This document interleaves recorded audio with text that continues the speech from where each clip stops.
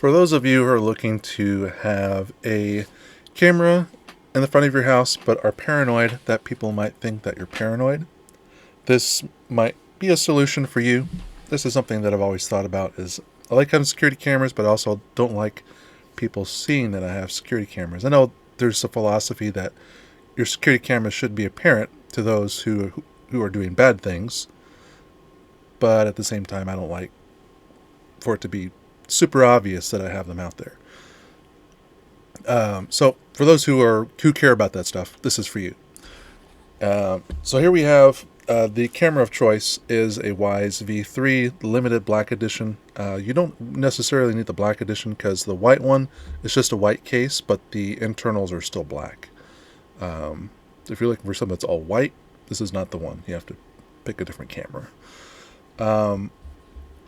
So this is what I bought, and this is what I turned it into, which is now a brown case with a different hinge on it and slightly less long.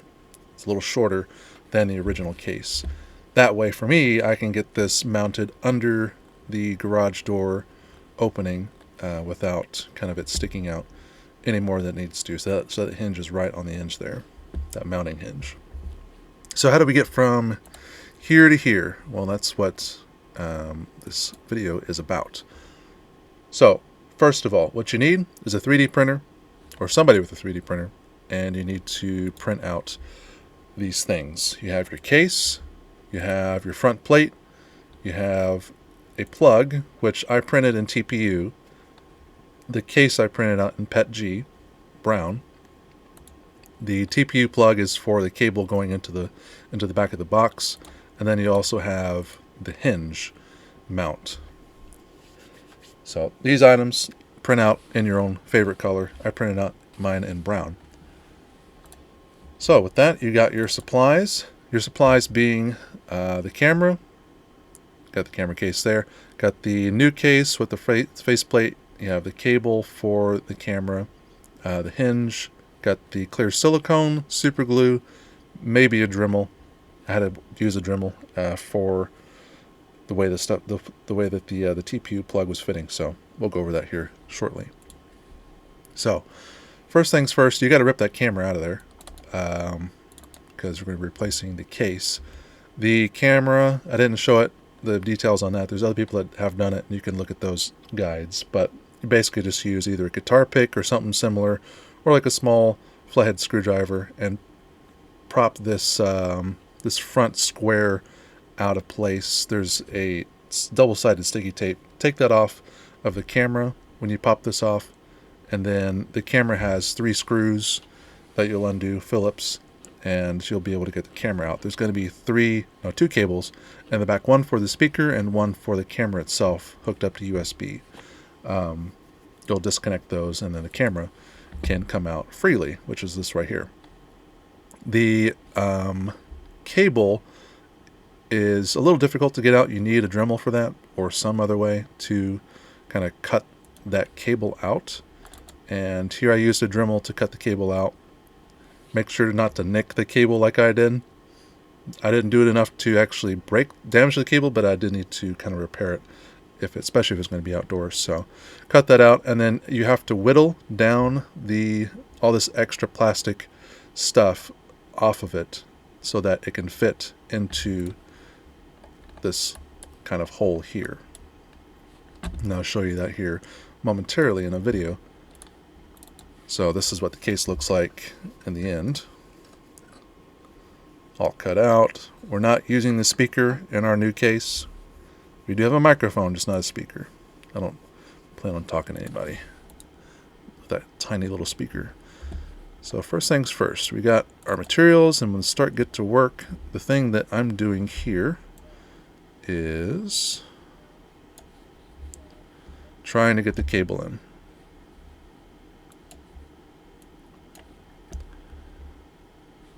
And you can see I whittled down the USB cable down to basically to the bare minimum without getting into the actual copper wire. And you need that so you can fit that through the TPU plug.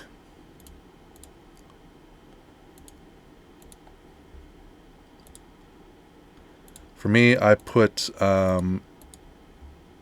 super glue on that black part, which I'm pushing in with the TPU plug so that won't go anywhere, and hopefully it will also give us a little bit of water resistance on those two meeting places. I did nick the cable, so I put some super glue on that little nick and then put a shrink kind of shrink wrap thing on there to protect that. Next up was trying to get the TPU plug into the hole. I had to use a Dremel to open that hole up a little bit more. I guess the TPU expanded a bit while I was printing, and so it no longer fit the hole. So I had to use a Dremel to Dremel it out. You may have to do the same. You may not have to, depending on how your printer functions. So I struggled with that a little bit, trying to get that hole open as much as I could without making it bigger than it needed to be. So after that, after I got everything pushed in, then you use clear silicone to go around the edges of between the plug and the case, as well as on top, just to make sure there's a good water seal around there. There's not going to be a whole lot of water on this case. It's going to be under the garage door opening, but better safe than sorry. So now that we got that, we're doing a little bit of fit check here. We're making sure the camera works still. It does work. Got the little blue light. Check the app and it's still working. Now we're pressing the camera in and we're putting the screws back in. Make sure you save the 3 screws that come with the camera. Those are the best screws in this scenario. The holes that are in the case, in this new case, fit those screws very well. But I lost mine, so I tried to use some silver ones, which worked out okay, but only 2 out of the 3 actually stayed. The other one's just rattling around in there. So here we go, putting more silicone around the front here on this kind of inset lip. And I also put some on around the outside on the brown. Let's see, on this face here. I also put clear silicone on that as well. Now we put the front faceplate on, and we are applying clear silicone. I'm not doing a very good job of showing it in frame.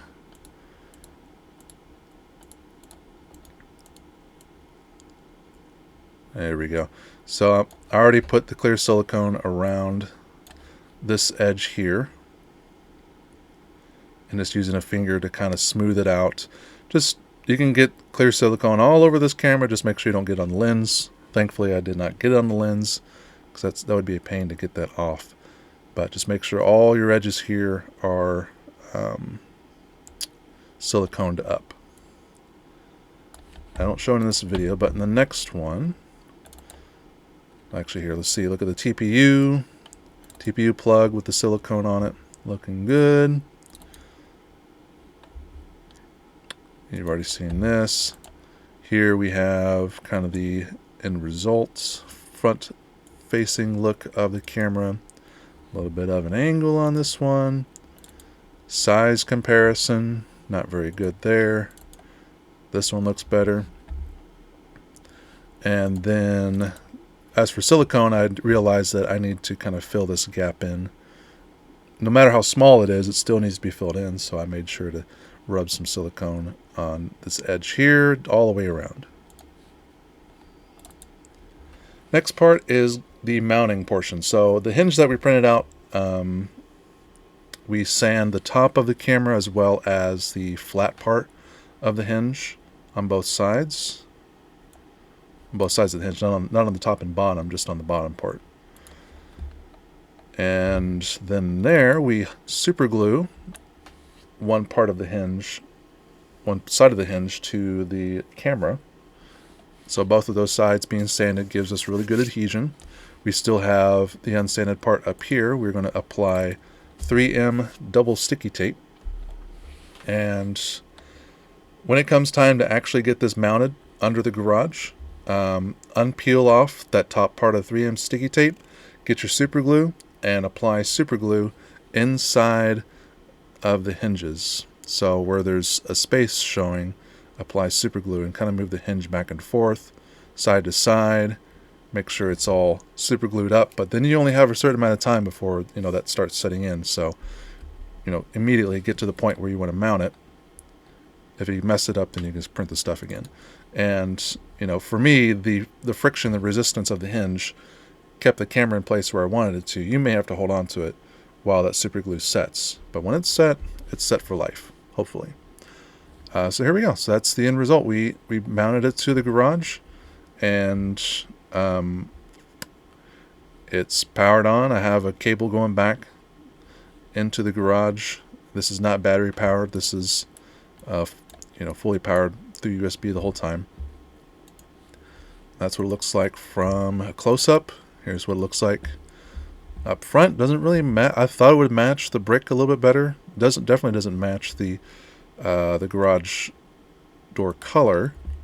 But as you step back, you start to not really notice it too much.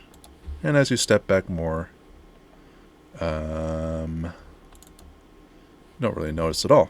It actually kind of looks, you know, normal color to match with everything else. So there you go. And this is what, you know, its view from that location. So again, this is great for those who are paranoid about those who think you might be paranoid. And then this will enable you to kind of install your cameras and maybe not be able to be seen by someone who's not trying to look too hard. So yeah, I'm going to be including a little bit shorter summary using pictures and some text to go along with this, and I'll have a link with that as well. But yeah, hope you enjoyed, and I'll have everything available with the links for the 3D print and all that stuff. So thank you for watching, and good luck. Bye-bye.